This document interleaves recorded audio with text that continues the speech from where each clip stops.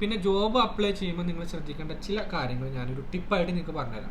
Hi friends, എല്ലാവർക്കും UAE എക്സ്പാക്റ്റിന്റെ പുതിയൊരു വീഡിയോയിലേക്ക് സ്വാഗതം.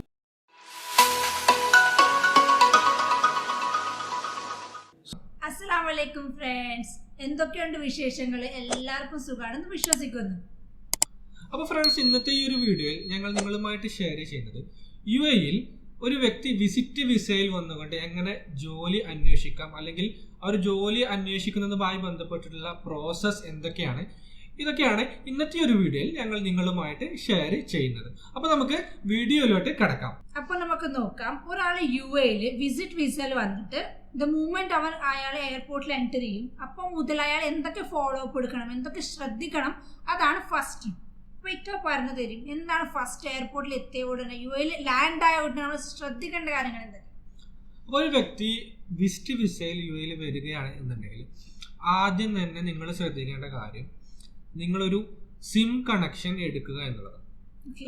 അപ്പോൾ ആ ഒരു സിം കണക്ഷൻ ഒന്നുകിൽ നിങ്ങൾക്ക് നിങ്ങളുടെ റിലേറ്റീവ് ത്രൂ നിങ്ങൾക്ക് എടുക്കാം. അതോടൊപ്പം തന്നെ നിങ്ങൾക്ക് ഇവിടെ ഫ്രണ്ട്സ് ഉണ്ടെങ്കിലും നിങ്ങൾക്ക് അവരുടെ പേരിൽ ഒരു സിം കണക്ഷൻ എടുക്കാവുന്നതാണ്. പക്ഷെ ഒരു കാര്യം ശ്രദ്ധിക്കേണ്ടത്, ആ ഒരു SIM കണക്ഷൻ്റെ validity I think 1 month ആയിരിക്കും എന്നുള്ളതാണ്. ആ ഒരു 1 monthന് ശേഷം നിങ്ങൾക്ക് ഏതെങ്കിലും മൊബൈൽ ഷോപ്പുമായി അപ്രോച്ച് ചെയ്താൽ നിങ്ങൾക്ക് ആ ഒരു കണക്ഷൻ്റെ വാലിഡിറ്റി കൂട്ടാൻ സാധിക്കുന്നതാണ്. അപ്പോൾ നമ്മൾ ഇപ്പോൾ UAEയിൽ ഒരു ഫോൺ നമ്പർ എടുത്തു, വാലിഡ് വർക്കിംഗ് ഫോൺ നമ്പർ. ഇനി കുറച്ചുകൂടി വിശദമായി നമുക്ക് ഈ CV പ്രോസസ്സും കാര്യങ്ങളൊക്കെ പറഞ്ഞുതരാമോ? ഓക്കെ, അപ്പോൾ ഒരു CV ഉണ്ടാക്കുമ്പോൾ നിങ്ങൾ ശ്രദ്ധിക്കേണ്ട ചില കാര്യങ്ങളാണ് ഞാൻ ഇപ്പോൾ പറയാൻ പോകുന്നത്. മുകളിലായിക്കൊണ്ട് തന്നെ നിങ്ങളുടെ ഒരു പേര് നിങ്ങൾ ബോൾഡ് ലെറ്റേഴ്സിൽ ആഡ് ചെയ്യും. അപ്പോൾ നമ്മൾ കമ്മ്യൂണിക്കേഷൻ പർപ്പസിന് വേണ്ടിയിട്ട് CVയിൽ എന്തൊക്കെ ഇൻക്ലൂഡ് ചെയ്യണം?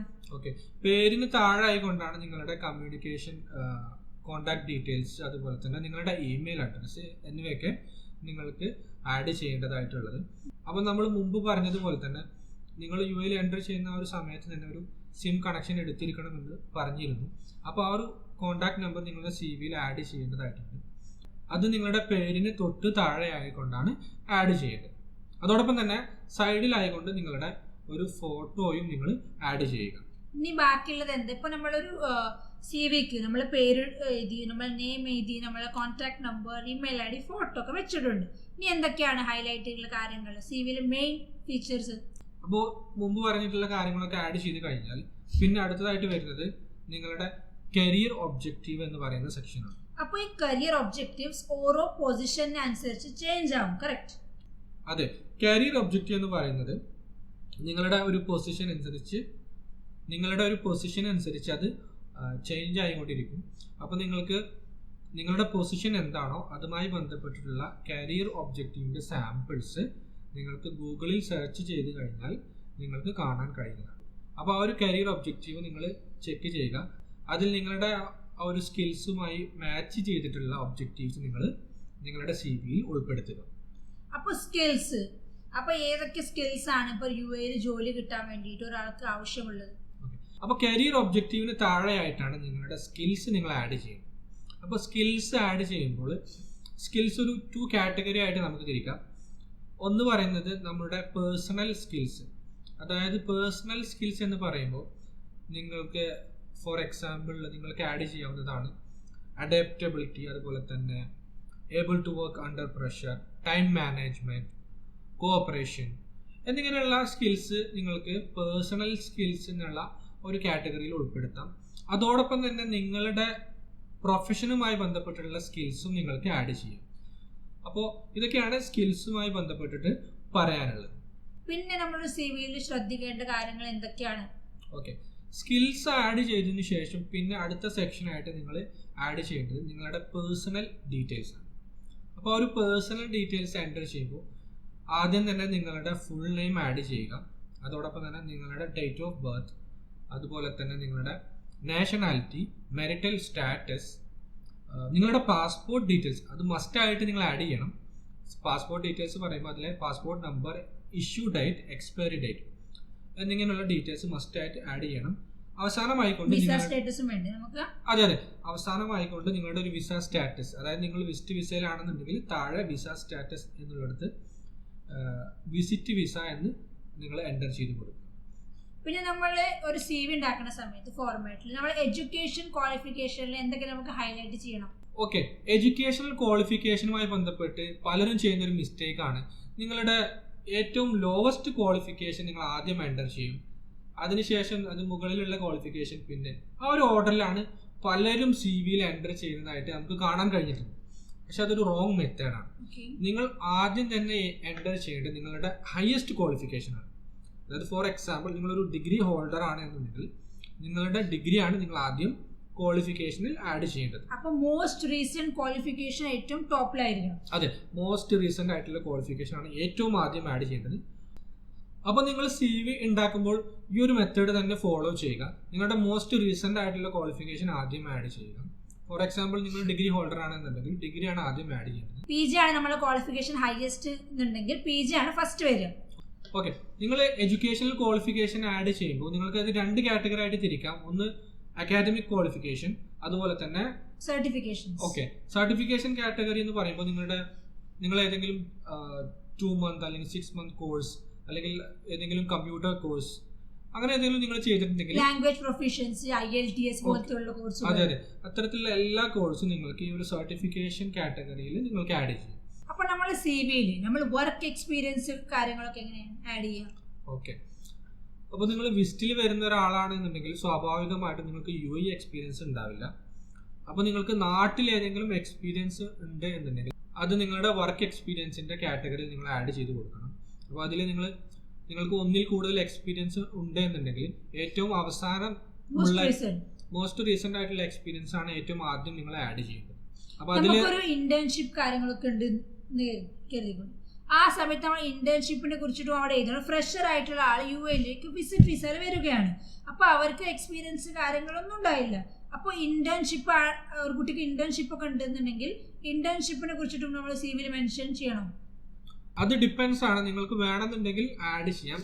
പക്ഷെ ചില കമ്പനീസ് ഇന്റേൺഷിപ്പ് അതൊരു എക്സ്പീരിയൻസ് ആയിട്ട് അക്സെപ്റ്റ് ചെയ്യുന്നില്ല. പക്ഷെ ചില കമ്പനീസ് അത് അക്സെപ്റ്റ് ചെയ്യുന്നുമുണ്ട്. അപ്പോൾ അത് ഡിപ്പെൻഡിങ് ആണ്. നിങ്ങൾക്ക് വേണമെന്നുണ്ടെങ്കിൽ നിങ്ങൾക്ക് ആഡ് ചെയ്യാം. ഓക്കെ, അപ്പോൾ മെയിൻ ആയിട്ട് നിങ്ങൾ ശ്രദ്ധിക്കേണ്ടത് നിങ്ങളുടെ ഏറ്റവും റീസെന്റ് ആയിട്ടുള്ള എക്സ്പീരിയൻസ് ആണ് ഏറ്റവും ആദ്യമായിട്ട് നിങ്ങൾ ആഡ് ചെയ്യും. 2 കാറ്റഗറിയിലാണ് ഏറ്റവും റീസെന്റ് ആയ കാര്യങ്ങൾ ഫസ്റ്റ് വെക്കുന്നുണ്ട്. ഒന്ന് ക്വാളിഫിക്കേഷൻ, എഡ്യൂക്കേഷൻ ക്വാളിഫിക്കേഷൻസ്, രണ്ടാമത്തെ പറഞ്ഞ വർക്ക് എക്സ്പീരിയൻസ്. രണ്ടിലും ഏറ്റവും റീസെന്റ് ആയ കാര്യങ്ങൾ ഫസ്റ്റ് ടോപ്പ് പ്രയോറിറ്റിയിൽ എഴുതും. പിന്നെ നമ്മൾ ലാംഗ്വേജ് പ്രൊഫിഷ്യൻസിക്ക് എത്രത്തോളം ഇമ്പോർട്ടൻസ് ഉണ്ട്? അപ്പോൾ നിങ്ങളൊരു CVയിൽ നിങ്ങളുടെ ലാംഗ്വേജ് പ്രൊഫിഷ്യൻസി മസ്റ്റ് ആയിട്ട് നിങ്ങൾ ആഡ് ചെയ്യേണ്ട ഒരു കാര്യമാണ്.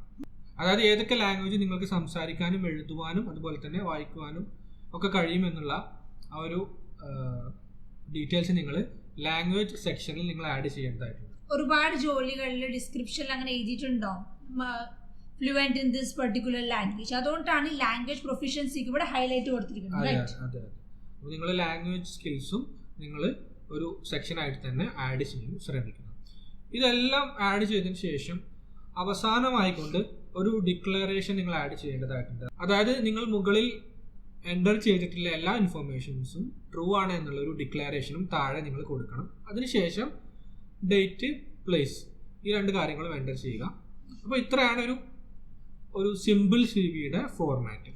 ഈ ഒരു ഫോർമാറ്റ് നിങ്ങൾ ഫോളോ ചെയ്തുകൊണ്ട് നിങ്ങൾ ഒരു എഫക്റ്റീവ് ആയിട്ടുള്ള ഒരു CV നിങ്ങൾ തയ്യാറാക്കി വെക്കുക. അപ്പോൾ നിങ്ങൾ UAEയിൽ ജോബ് അന്വേഷിക്കാൻ വരികയാണെങ്കിൽ ഏതൊക്കെ വെബ്സൈറ്റുകളാണ് ഇവിടെ ടോപ്പ് വെബ്സൈറ്റ്, എവിടെ നമുക്ക് നമ്മളെ CV ഒക്കെ അപ്ലോഡ് ചെയ്തിട്ട് ഒരു നല്ലൊരു ജോലി ചെയ്യണം?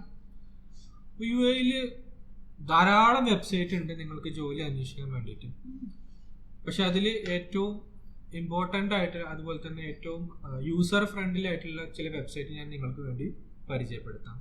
അപ്പോൾ അതിൽ വരുന്നത് നൗക്രി ഗൾഫ്, അതുപോലെ തന്നെ ഇൻഡീഡ്, ഗൾഫ് ടാലന്റ്, മോൺസ്റ്റർ. ഇതൊക്കെയാണ് UAEയിൽ ഫേമസ് ആയിട്ടുള്ള ചില ജോബ് വെബ്സൈറ്റ്. അപ്പോൾ നിങ്ങൾ ഈ ജോബ് വെബ്സൈറ്റ് ഒക്കെ ഓപ്പൺ ചെയ്ത് അതിൽ നിങ്ങളുടെ പ്രൊഫൈൽ ക്രിയേറ്റ് ചെയ്യുക.